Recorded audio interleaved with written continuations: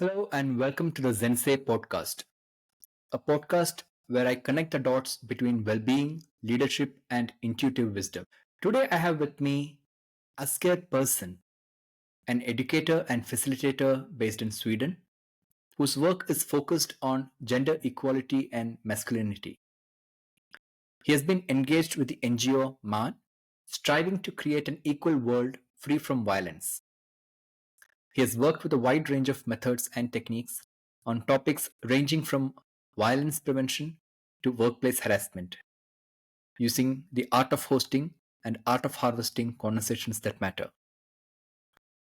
I met Asgeir during my flow game host training in Denmark earlier this year, and I was fortunate to receive some of his valuable inputs for a recent article on men's mental health. And that's when I realized the kind of work he has been doing in Gothenburg, in Sweden, with men's circles. And that's the inspiration for this conversation. And during this conversation, we have touched upon some of the very important themes that relate to men's mental health, which ranges from the popular notions of manhood, how it impacts men, the identity crisis that men often experience, and the difficulty of being a man, of reaching out for support, of reaching out for therapy, and what are the compulsivities and compensations that one may end up doing in the process of trying to live up to the expectations of the society. I hope you find this conversation interesting, and I look forward to your thoughts, reflections, and feedback on some of the themes that we touch upon during this podcast. Thank you. Yes. Hi, Asgeir. How are you doing? I'm doing fine. How are you? Very good, and very happy to have you on the Zensei podcast for this episode. And I've been looking forward to having this conversation to hear and share more about your work, your journey, and also to reflect back on some of the themes that we will be discussing in today's podcast. So, very excited, looking out with anticipation what unfolds for us. Uh, so, I thought we'll start with the beginning of your journey into facilitation, into your working with men's circles. So, could you take us through how it all started? Uh, how did you start doing what you're doing? What brought you here? So, I started out with an idea that I wanted to be a teacher. Mm-hmm. I wanted to teach. My parents are teachers. So you could say that I have that with me. But that was the path I chose. And I was also in a political environment where feminism, gender equality was high up on the agenda. So I saw that as the problem that I wanted to solve, connected to inequality, connected to all those things. I will go into that later, maybe.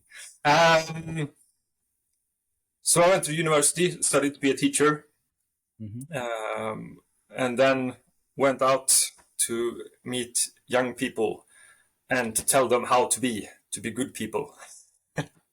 However, they did not want to listen to me telling them. So I had to take a step back.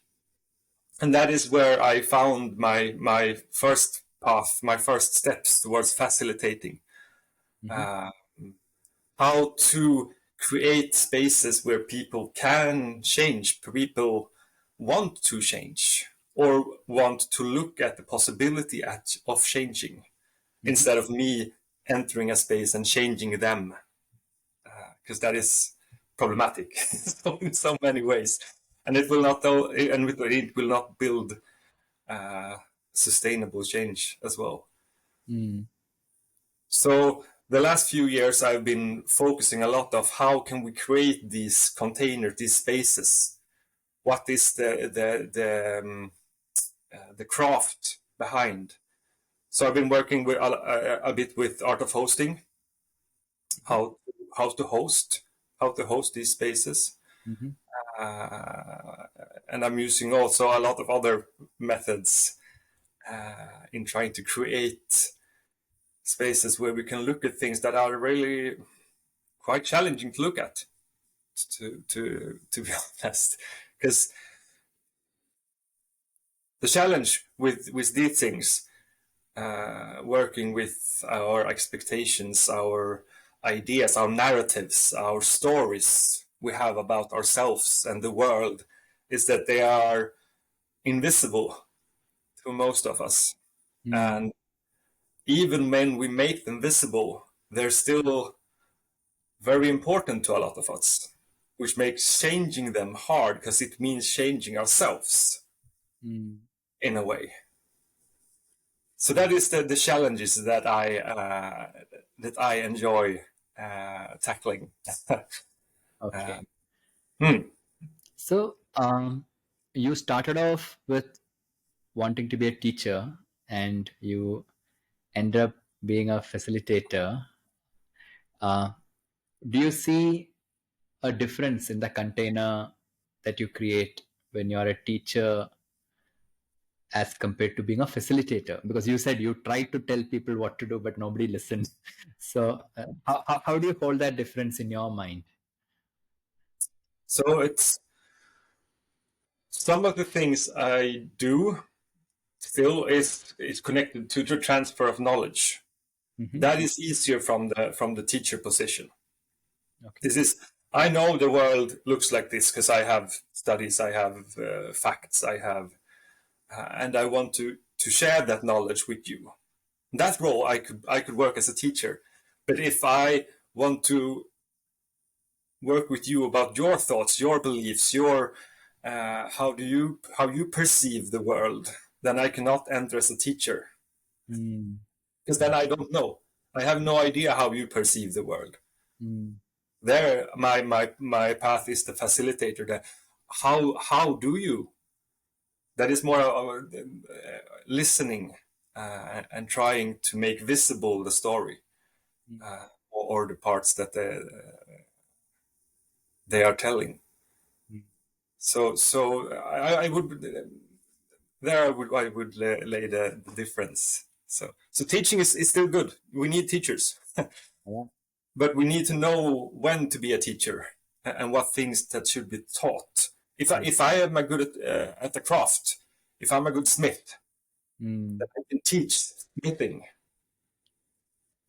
but I can't teach you how to find happiness Mm. because that is your journey. Yeah. Um, Very true. So let's build on some of the threads that you have opened in this sharing. You mentioned as you moved into facilitation, you started working with different spaces, different methodologies, art of hosting being one. So many people in India might not know much about what you refer to as art of hosting. So perhaps could you share a little more about what does it entail when you say art of hosting?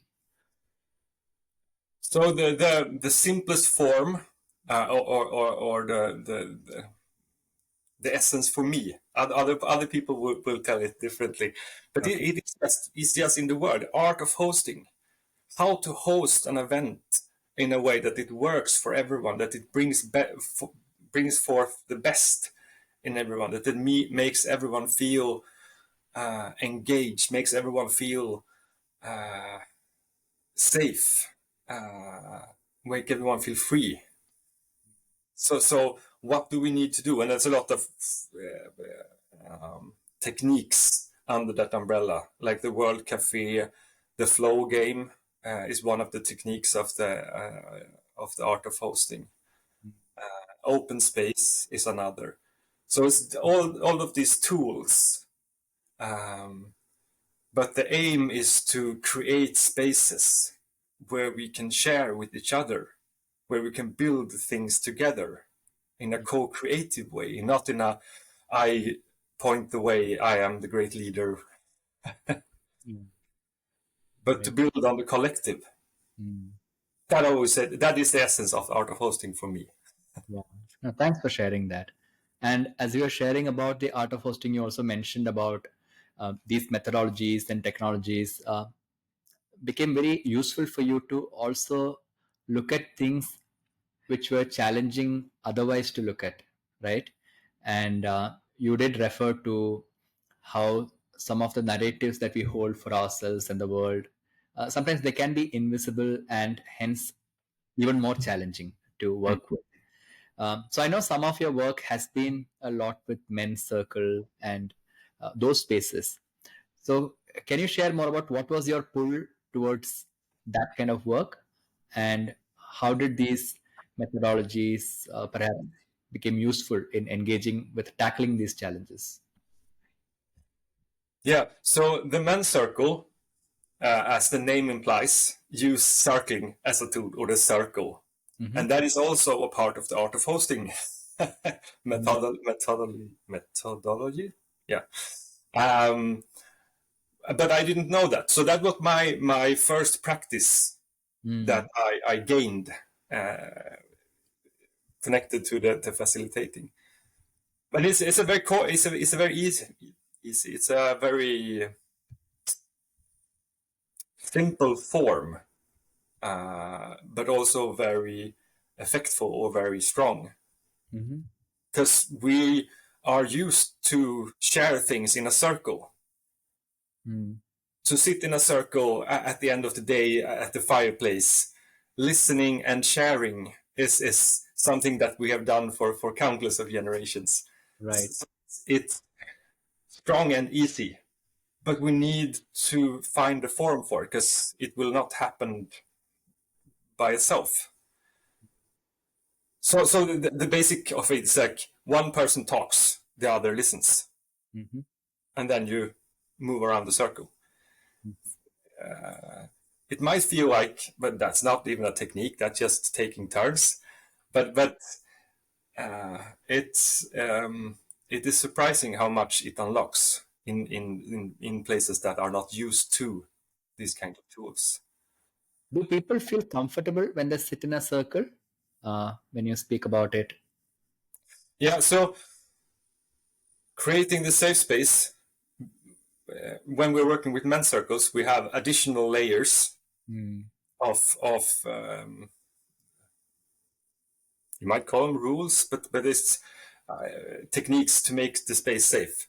One of them is to not the things that are shared in the circle will be left in the circle, and that we, in the specific form when we use it in the men's circle, we are not talking about the other person's stories or what the other person are talking about.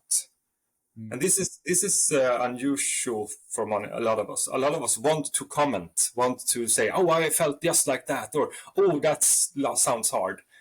And the challenge here is to just let the story take its own place, Right. uncommented.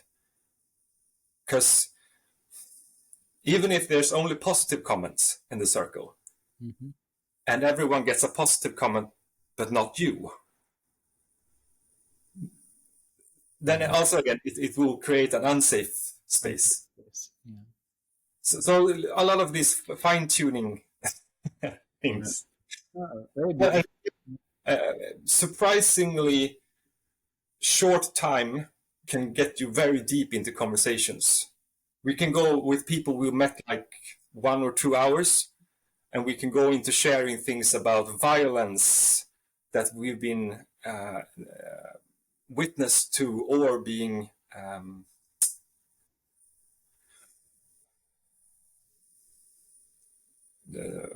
someone made violence against us. Mm. So in a very short time, we can share things that is close to us because this container can hold it.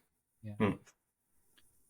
As you share about the circle and the principles that make it work, facilitating our deep sharing, what I'm in touch with is there is um, much before I came to know about art of hosting and the circle concept. In our own work back in India, my mentors have introduced us to what is called the Kudam. Kudam is a space which it's a traditional indigenous institution that was existing for centuries, where in a village, whenever there is a crisis or a important decision that needs dialoguing emerges, they come and sit in a circle. And when they come into that circle, they set aside any other role identities that they might be holding. Like somebody might be a rich person, another might be a poor, the status. There in the Kudam space, you engage just as a human being. And so I was getting some evocations and memories of how that process also works, because it creates a certain safe space, because people, at least for that time, look at each other as a person. And then there is also a intentional listening to the other that happens, which is quite healing in many ways, right? So yeah. So um so uh, when it comes to the circles and the men's circles especially, what are your observations about see, you are based in Gothenburg, right? Sweden. And Yep. over these years, as you worked on these issues around men, what they are facing, uh, what are the key challenges that you have seen them struggle with, um, at least in the European context? Maybe they are relevant globally also. As we listen, we can see.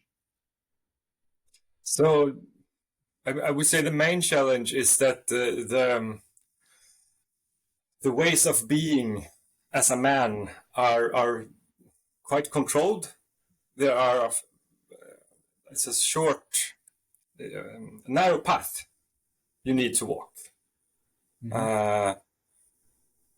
When it comes to feelings or emotions, you are only supposed to show very few, and you are not supposed to talk about feelings at all, which will leave you very alone in the world.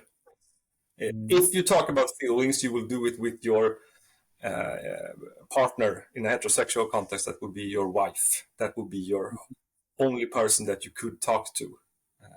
But you could never talk to your friends about how you actually feel. So the question, how are you, is more a token. It is not an invitation to actually share. Because sharing other things that other than fine or maybe tired would be uneasy or make people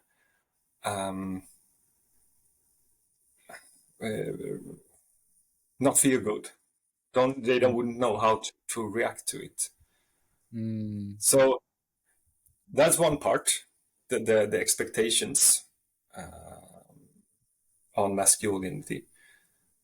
And we've talked about this with young men, and a lot of them sees these things and knows that they're problematic, but they're also like, if I break these norms, if I do other things, if I'm not perceived as a real man, I won't get a girlfriend. So it's also connected with being perceived by the potential girlfriend or future wife, which also makes it even more challenging. So that is one part, and the other part is lacking tools, where we as men train. We train on different things. So when we're small, we play with different toys. If I'm a boy, I will maybe play with a football or a sword or a gun or Lego. And if I'm a girl, I will maybe play with like the small kitchen or the dolls or Lego, but another kind of Lego, which has more figures and more pink. So it's very parted, divided, and these toys might feel like they're toys. Why are we talking about toys? But they train us.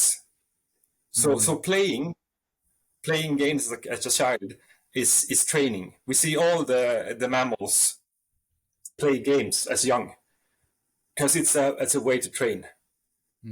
So what we train, what toys we play with, will also shape what skills we attain. And when we have a skill, it's easier to use that than the skill that is we haven't trained. Yeah. So, if you could add, or let's build on what you are sharing around the feelings. There is as you said, and I think it is globally perhaps prevalent, the reluctance to feel fully, or permissioning how much a man can feel, and how would it come across as perhaps being weak, which goes against the societal norm or construct of whatever the good man or the perfect man, so to speak. uh, it has its impact, right? So we end up giving permissions to some feelings, we deny ourselves permission to not feel certain feelings. In your work with men, men's circles, what are the challenging feelings that you have encountered? What do men really struggle with in your observation, and what are they comfortable with? So I think that the word you mentioned, weakness, it's such an important part of this, because all of these feelings, to feel afraid, to feel sorrow, to feel loneliness, all of these are considered weaknesses or considered weak. So that them in themselves are not the problem, but the problem is that if you show them, you are weak. So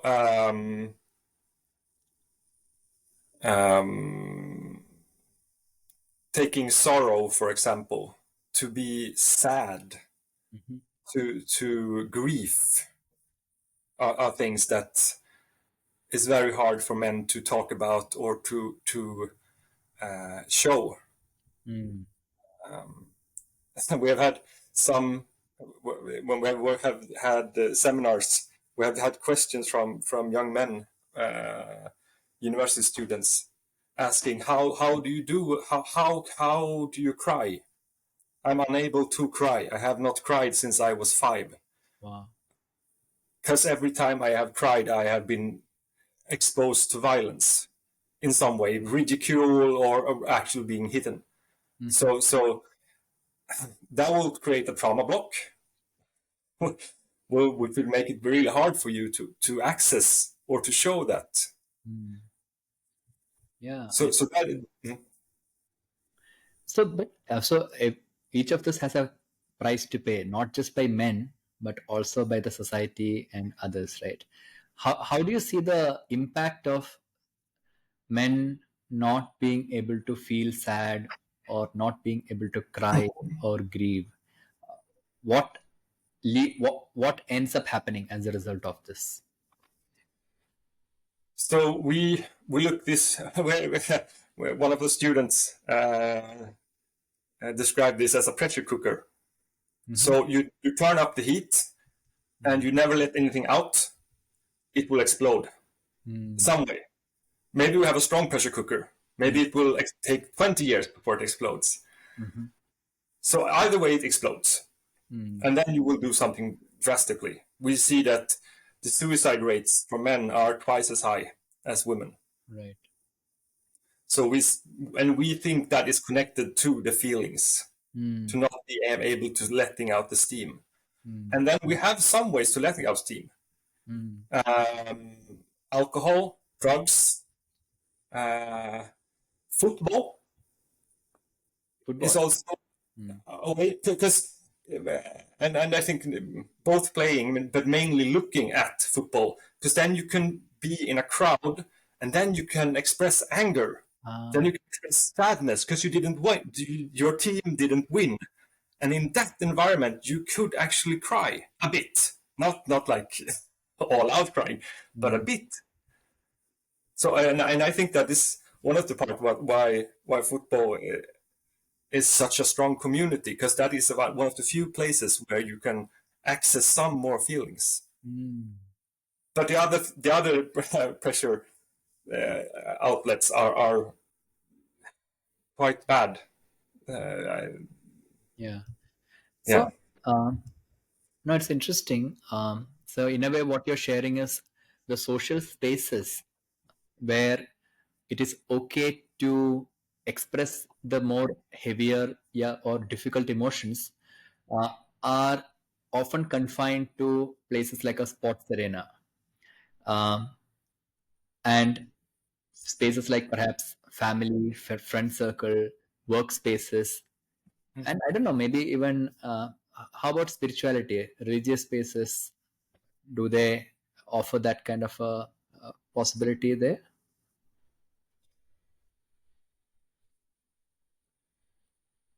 In Sweden, and in the Protestant North, um, the spiritual spaces are quite few, and when they are quite limited.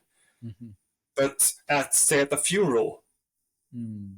that is a place where feelings are invited. Right. But at a regular sermon, Mm. not so much. I think that would be seen as odd if you express too much Okay. feelings. Got it. Mm.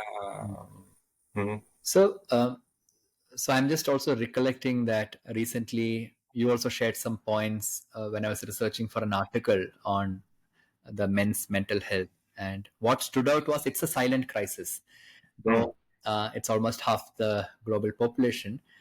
Even speaking and sharing about the mental health of men, especially the what happens to them when they are not when they grew up in a context which do not encourage or which looks down upon feeling, it's Mm. seldom talked about. Um, and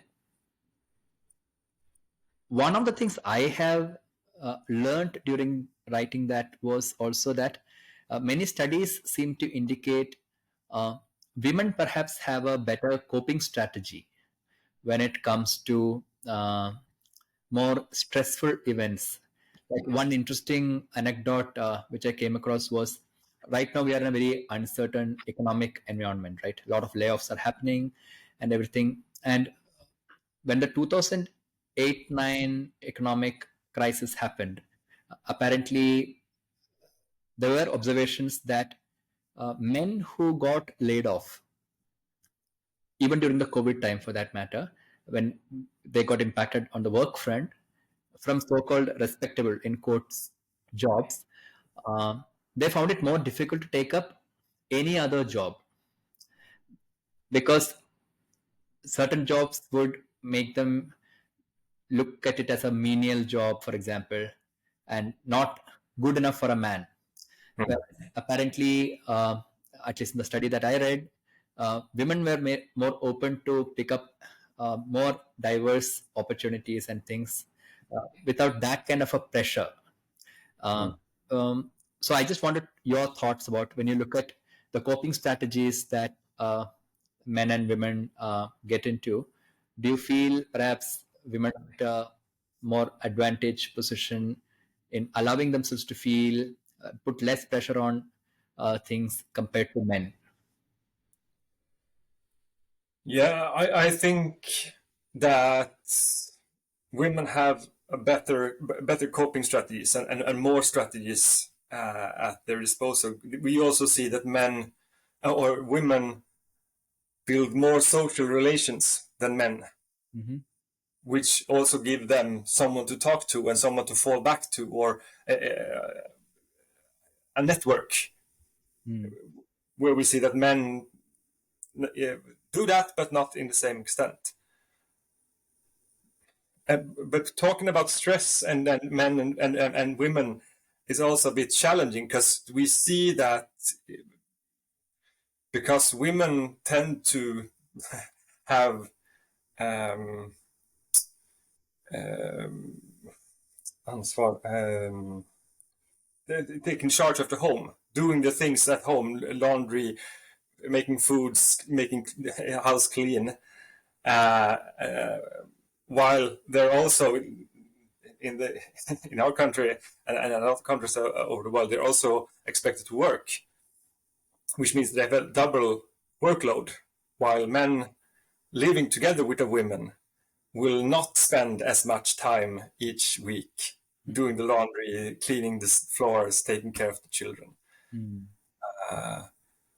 So in one way, you might think that the stress levels will be higher in females or in women.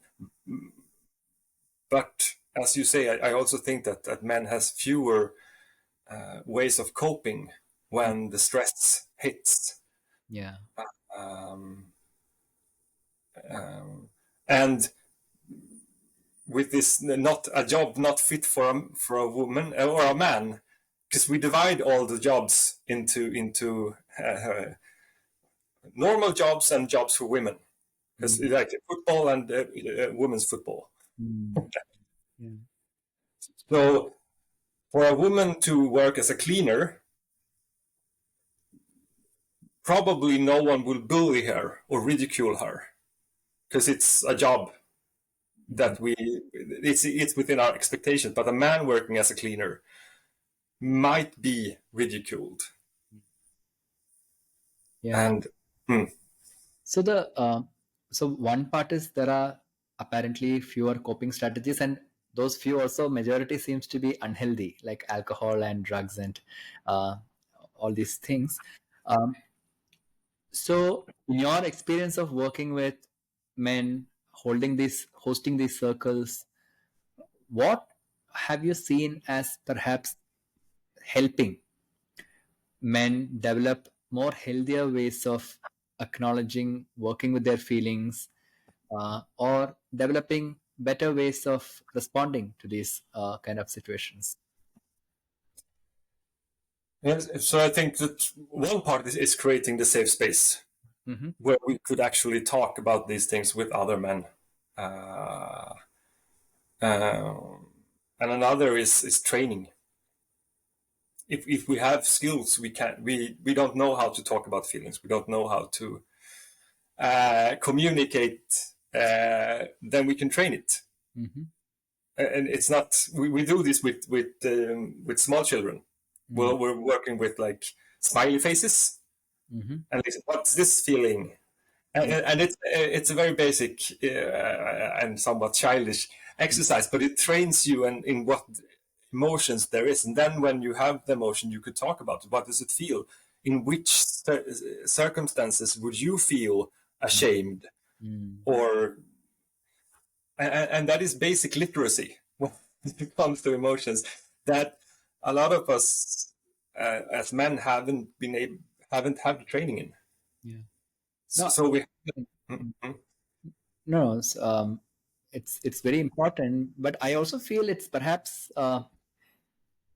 in this manner of people acknowledging or identifying their feeling. The challenge is more shared, I feel, because oftentimes in coaching conversations and when we facilitate spaces, it's a real challenge for both men and women these days, majority at least, to articulate what are they feeling. Oftentimes, what I think is articulated as what I feel. And it seems, like you said, a new skill set. So that you have these emotion wheels and all these kind of tools, which sometimes help you. I recently came across a diagram or a graphic in Instagram where they're saying some 20 different ways of expressing the feeling of joy, or how you can experience it. Um, Similarly, in Sanskrit language, apparently there are for most of the words expressed as a verb in terms of how many different ways in which you can feel something. Uh, so I think somewhere we have lost that idea that feelings can be of such variety, and oftentimes it gets very truncated into good, bad. Like there is this phrase, no, sad, mad, something. Mm. There are some four words which keeps getting repeated, which oftentimes is more of a judgment also of, oh, I don't feel good about this feeling, so it's, I don't feel good, or like you Yeah. said, I feel tired, or I feel fine. So we have these catch-all phrases instead of the real feeling things. Mm. So how have you worked to improve the emotional literacy when it comes to helping people really make sense of what they're feeling? And I think that one of the ways we've been working with is connected to what you're talking about. The idea of some feelings are good, some feelings are bad. We should only feel the good feelings. If we feel the bad feelings, we are failures as humans, and we should not. We are doing something wrong. So the first step is, what is a feeling? Mm-hmm. Why do we have feelings? How does feelings help us? Mm. What are they trying to tell us? Mm. And one of my basic understanding in this is I borrowed from the nonviolent communication, Marshall Rosenberg, where he makes the connection between our needs as humans and the feelings. And the feelings arise as an indicator if our needs are being met or are not being met. Mm. So if I have a need for sustenance or a need for nutrition, the feeling will be hunger. Mm. So if I do not have that need, or if it's satisfied, I will have a feeling, I feel full. Mm-hmm. And that's also true for the social things. I need people around me. I need social recognition. If I do not get that, I will feel sad. Yeah. Uh, and when you look at it in that way, feelings are indicators, and they're not good or bad. They're indicating things, hopefully Right. in a way that could give you keys to making changes that you need to do. Mm. And I also think that why we ended up here, I think is connected to the idea of control. Mm. Because we have this rational idea, the industrial world, we've taken control with our science. So we need a controlled facade. We control our emotions. We control the universe or the environment or the planet. And that is one of the main narratives at this age. And the narrative is that to control your emotions is being a good person. Yeah. But that will also make you. A good person is a powerful person, I feel. A lot Mm, of times, leadership coaching and all those things, one of the common questions initial times in the initial sessions that comes up is, I get too angry or I feel too compassionate. How do I control all these feelings? Or somebody mm, please said, a woman leader in her coaching, that I feel very emotional and teary when I hear somebody share something sad. But I'm how do I control this? Because if I cry in the office, it might look I'm a weak leader. So I think mm. it more and more. While we are speaking about how men are struggling with this, I have also experienced many women professionals and leaders who come for coaching who are actively trying to model like how these men Mm. have been doing in the spaces where they want to really learn how to suppress these feelings, so that because that seems to be the career Yeah, progression, it has a bearing on career progression, at least in many spaces. yeah. Because otherwise, if you are a manager or if you have a top position and you show these things, then Mm, the other men around you will take that as a weapon against you. yeah, You're not a man. You don't belong here. Go back to where you belong. You're all emotional and yeah. not enough control to be able to be here amongst us. Mm. So, So I so think, I, sorry. no, so definitely, I think that these ideas of how to be these narratives is infecting us all uh, in different levels, and the higher up you come in organizations, or the more power you will accumulate, Mm, the tighter, the higher the expectations on you to have control, to maintain control.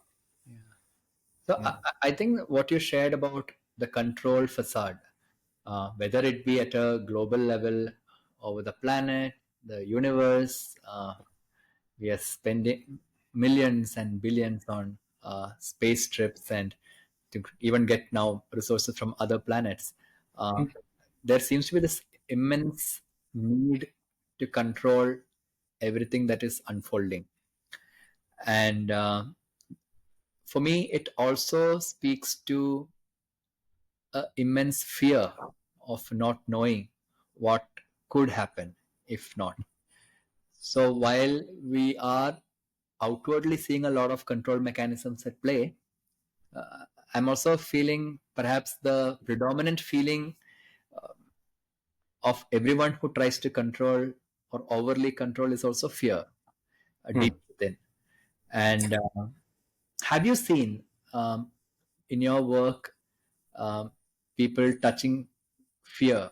And if so, what do you think is the biggest fear that men seems to be holding? I'm keeping everything to men because a lot of your work is around that. So yeah. But I think that the greatest fear is not being seen as man enough. To show weakness or to end up in that vulnerable position, because a lot of us have experience of bullying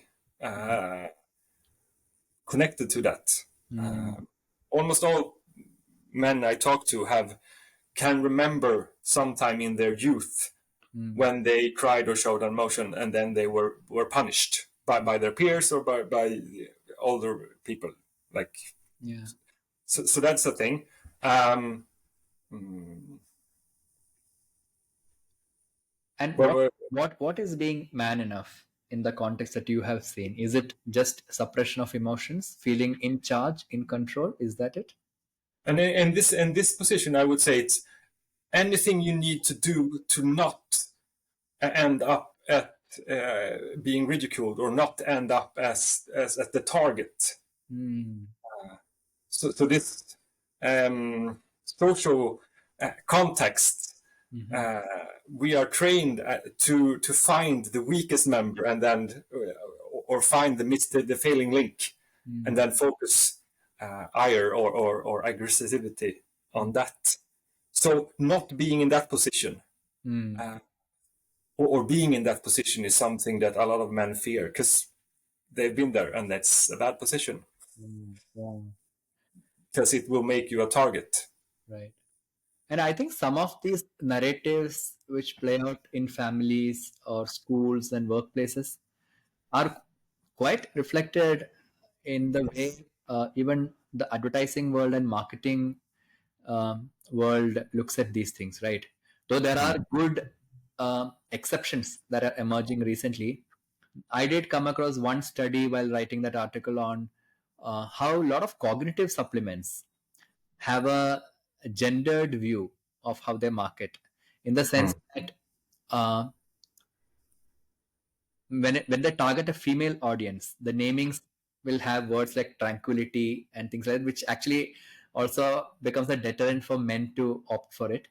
And a lot of supplements for men are often marketed linking to physical performance, athleticism, strength, confidence, but rarely touches upon emotions or mind, mental health or things like that.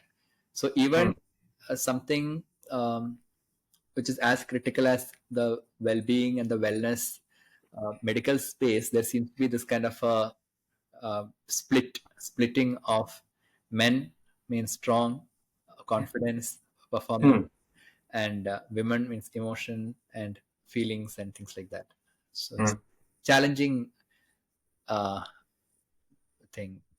Yeah, and it's not just marketing. It's like everywhere we go, movies we look at, games we play, cinema, all the influencers, they are recreating the same narratives, a lot of them, which makes this all even harder. Yeah. And why are they recreating that narrative? Because it pays. It works. It will actually generate more interest Right. because it feeds into something that we're used to. It's it's a name for it. Something bias. Yeah. Hmm. So, in your view, Hmm. what could be a path, or let's say action, that could be in the direction of a different way of being for men, or a different way of being for the health and well-being of all, because it does impact everybody in the end. Hmm. So I think that our main mission or our main goal is to redefine or rewrite these stories of what do you need to do to be a man, Mm-hmm. what is allowed, and to make it wider, to make being a man, being a sad man, or being a man that shows weakness is also a thing that is allowed. Yeah. That would be fantastic. Yeah. And while building on that narrative, I think it's the small practices, Mm. getting in touch with your feelings, allowing yourself to be in touch with the feelings, take help, like use a coach or seek counseling, because men are also bad at that. Even if we have a depression, we do not seek help for it. We wait and try to brunt or like force ourselves through it. There Right. is help. That also explains why the suicide rates that you mentioned earlier. I think some of the studies did indicate that compared to women, men tend to think about or act on taking actions to seek support only when they go to the brink of feeling suicidal. I was Hmm. speaking to one of the friends in India who hosted many men's circle, and he was sharing that there are many cases where, in spite of having diagnosed of a mental health condition, Hmm. they simply refuse to seek support or therapy because, as you said, it could go against the grain of being looked at a certain way, and Yeah. perhaps not being man enough, so to speak. So I think the price that men seems to be agreeing to pay uh, to be seen a certain way seems to be quite tall. Yeah, it's like the fear of being not a man is so real, and the price we want. So if you draw it to the point, if you extract it, some men would rather die Mm, than do something that is perceived as feminine, mm, like seeking help. mm, So that is how far some of us are willing to go in this "I'm not a woman" idea, mm. and that is really really toxic, and we really need to get out of that, because seeking help could also be framed as a strength. Yeah. We don't have to have a narrative that tells us it's a weakness. We could rewrite that. Mm. So there are, as you're speaking this, I'm also in touch with. There are a lot of work that's happening around the world in the field of psychology and other things, where there's a lot of new theories, some not so new, but still which speak about both the feminine and the masculine in everyone, and how Mm. the integration of these two parts is really necessary to be a whole person. Um, Mm. and I have seen that in the last couple of years, I've got many women coaching clients who are struggling to rediscover the feminine because they've excelled in their profession, but in the process have become too masculine. Uh, and they're struggling to touch that part of themselves which are innately feminine. And what I'm hearing you speak about is there's also an equal need for men to, or even more a need for men to start valuing the feminine parts of themselves, look at it as something which is more complementing and integrating their personhood than seeing it as something that is going to devalue them in society. Mm. And perhaps to that extent, what one may need to also start looking at, how do you have safe spaces where some of these traditional constructs of manhood are revisited in a Mm. contemplative fashion and can be relooked at, right? Mm. Does those kind of work also happen in your circles where you look at the fundamental construct of a man and people discover something new, definition that they want to live by? Yeah. So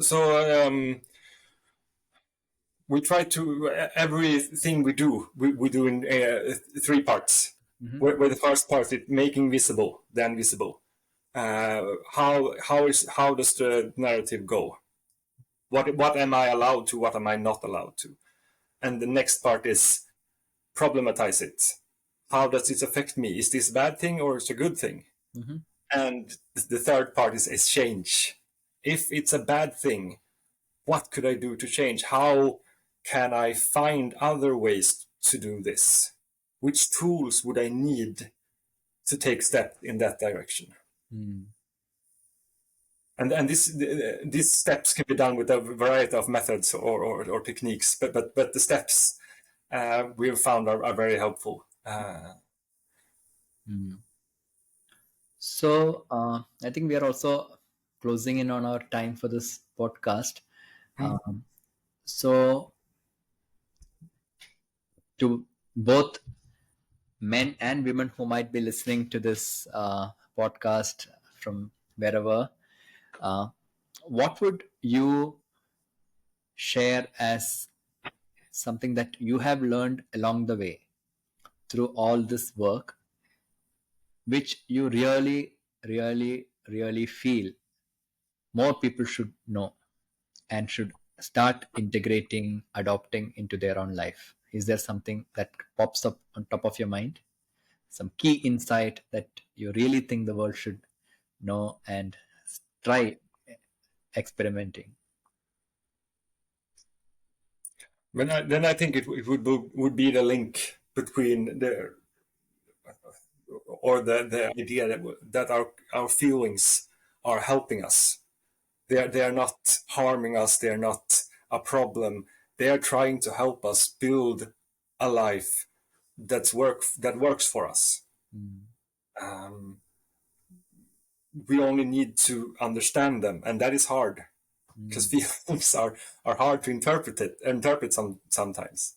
Mm. Um, and I think that is something that everyone and I am also struggling with this and learning a lot. I have a daughter; she's 4, and she teaches me a lot of things about feelings and how to express them. Mhm. And it's so magical to see the world from a child's perspective, and also see some feelings which she struggles with, like the social feelings, shame, Mm. which is a bit different from a lot of the other feelings, but it's a social. Mm. You only feel shame in company or when you have done something towards someone else. Mm. So it's a very hard feeling to tangle with. Yeah. But a feeling that I feel we need to work with a lot more, because shame is also very hard to be connected to shame is very hard. It's painful. Yeah. A lot of us feel run away from shame before we can learn something from it. Right.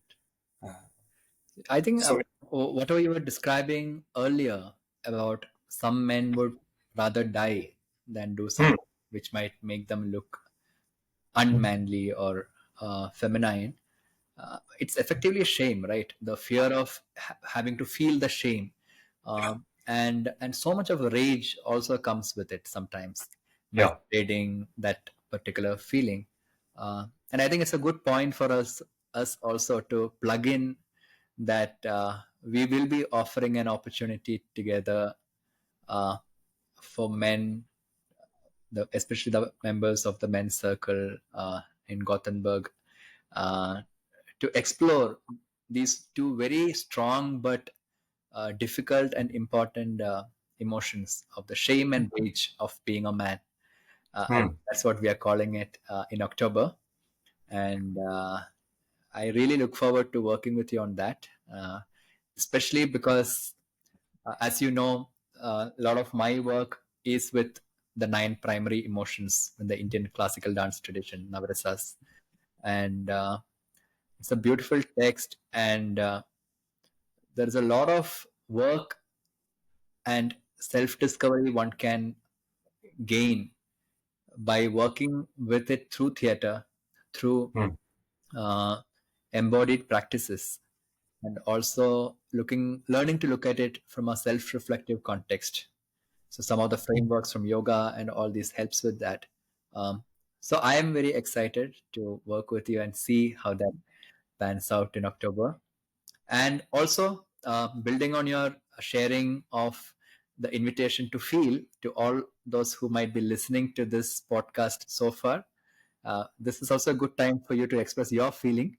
You can share how are you feeling listening to both of us through this podcast in the comments section, and also share with us on email. We will share the details in the text below. So Asgeir, it's been a pleasure having this dialogue with you. And for those who might be interested in your work, to follow you, to reach out to you, what's the best way they can do that? So you can find me on LinkedIn, or I'm also on Facebook, but LinkedIn is most of my professional things. And I also post in English some most of the time, some of the time.